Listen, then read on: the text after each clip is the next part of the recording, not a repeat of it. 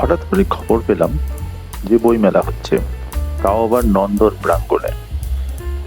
আজকে শিক্ষক দিবসের ছুটি থাকায় চিন্তা করে দেখলাম যে নন্দনটা অন্তত একবার ঘুরে দেখে আসাই যাক। পৌঁছেও গেলাম আমরা নন্দনে।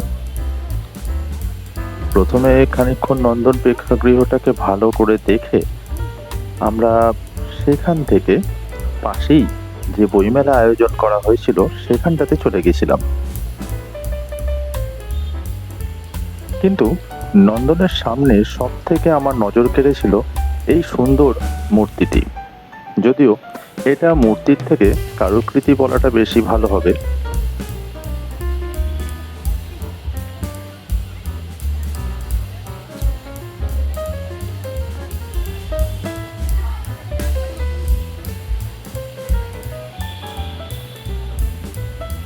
এইটার সামনে খানিকক্ষণ ফটো তুলে আমরা তারপরে মূল বইমেলা প্রাঙ্গণের দিকটাতে এগিয়ে গেলাম, যেটা কিনা ঠিক রবীন্দ্র সদনের পিছন দিকটাতেই ছিল।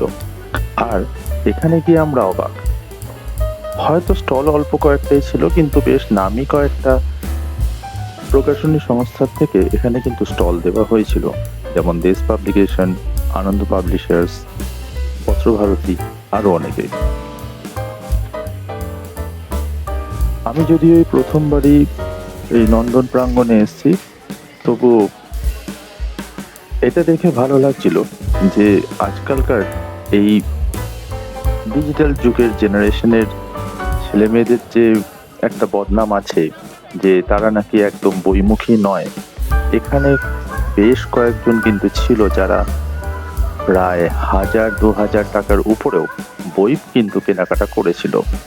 হয়তো কলকাতার যে আসল বইমেলা যেটা হয় সেটার তুলনায় এখানে ভিড়টা একটু কম ছিল, কিন্তু বইয়ের সম্ভার কিন্তু এখানে এমন কিছু কম ছিল না। এমনকি আমার চোখে তো বেশ কয়েকটা দুষ্প্রাপ্য বইও চোখে পড়েছে, যেগুলো আমি কলকাতা বইমেলাতে হয়তো চোখে পড়েনি আমার। কিন্তু তার থেকেও বড় যেটা ছিল সেটা হচ্ছে এই নবপ্রজন্মের বই কেনার উৎসাহটা। হ্যাঁ, কলকাতা বইমেলাতে যেমন বইয়ের সম্ভারও থাকে, তার সঙ্গে ভিড়ের একটা অংশ যেখানে সাংস্কৃতিক উৎসব বা খাবারের দোকানের দিকটাতেই বেশি দেখা যায়। এখানে যেহেতু সেরকম ভাবে খাবারের স্টল ছিল না, তো যে কটা লোকজন ছিল, যে কজন সেখানে ছিল, তাদের বেশিরভাগই কিন্তু এই বইয়ের দোকানগুলোতেই ঢুঁ মারতে দেখা যাচ্ছিল, হয়তো তুলনায় অনেকটাই কম।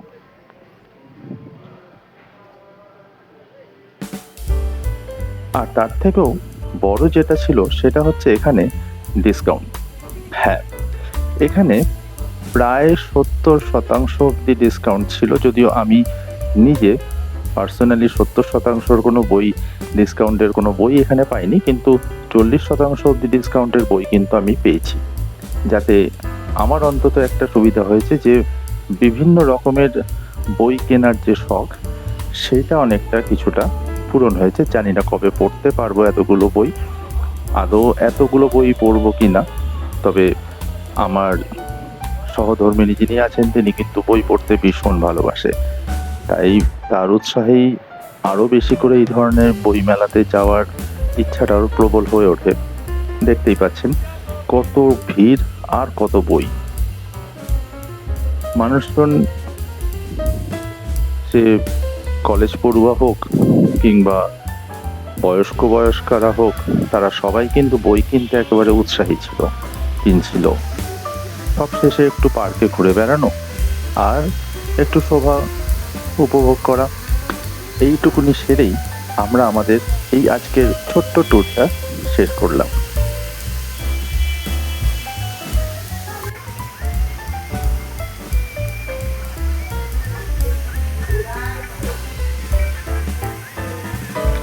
আবার পরে দেখা হবে। সামনে আর কোনো যদি এরকম হঠাৎ করে কোথাও ঘুরতে চলে যাই, সেইখানে আবার সেই জায়গাটার ভ্রমণ নিয়ে আবার আসবো আমরা। আপাতত বিদায়, শুভরাত্রি, আবার দেখা হবে।